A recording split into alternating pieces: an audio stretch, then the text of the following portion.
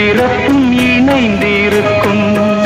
சொந்தம் இந்த சொந்தமம்மா வாழ்விருக்கும் நாள் வரைக்கும் தஞ்சமுந்தன் நெஞ்சமம்மா